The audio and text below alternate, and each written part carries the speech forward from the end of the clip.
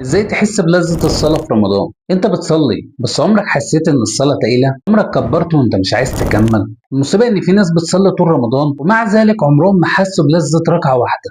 بس اسمعني، عشان السبب مش اللي في بالك.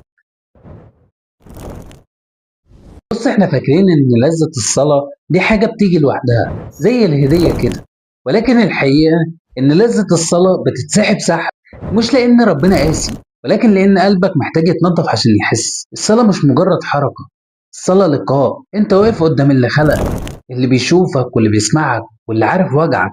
تخيل واحد بيقولك انا بصلي بس مش حاسس بأي حاجة. هقولك طبيعي، انت داخل الصلاة وانت لسه شايل الدنيا على كتافك، داخل تصلي وانت عقلك في الموبايل، في الشغل، في الناس وفي المشاكل، وانت واقف قدام ربنا بس قلبك واقف في مكان تاني. عارف ليه مش بتحس بلذة الصلاة؟ عشان انت بتتعامل مع الصلاة على كأنها واجب عايز تخلصه وخلاص. ولكن الصلاة مش لازم، الصلاة فرصة، فرصة انك ترتاح، فرصة انك تحكي، فرصة انك تفضفض، فرصة انك ترجع. طب خليني اقول لك جملة هتصدمك، مش كل واحد بيصلي بيقابل ربنا.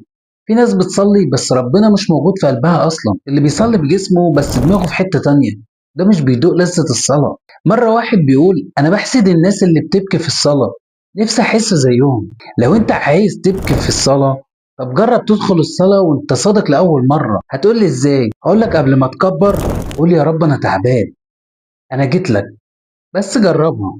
لذة الصلاة مش في صوت الشيخ، ولا في التراويح، ولا في إنك تصلي 20 ركعة.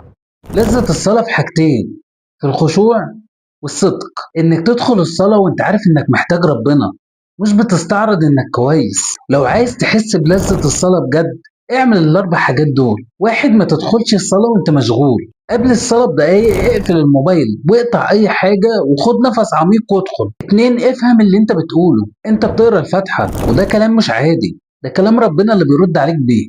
تلاتة، طول في السجود. السجدة دي مش مجرد حركة، السجدة دي مكان للأمان، مكان للاعتراف، مكان للرجوع. أربعة، صلي وكأنها الأخيرة. والله لو عملت كده هتلاقي قلبك بدأ يتحرك. عارف هتقول لي إيه لربنا دلوقتي؟ يا رب أنا مقصر بس أنا جيت. الجملة ديت ممكن تفتح باب أنت عمرك ما شفته. في ناس بتستنى لذة الصلاة بس قلبها مليان ذنوب، وخليني أقول لك بوضوح، الذنوب بتسرق لذة العبادة، مش بتخليك تحس، مش بتخليك تبكي، مش بتخليك تركز.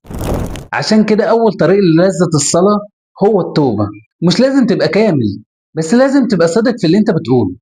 بص اسمعني، انت مش محتاج معجزة عشان تحس بالصلاة، انت محتاج لحظة صدق، ركعة واحدة بس تدخلها بقلب.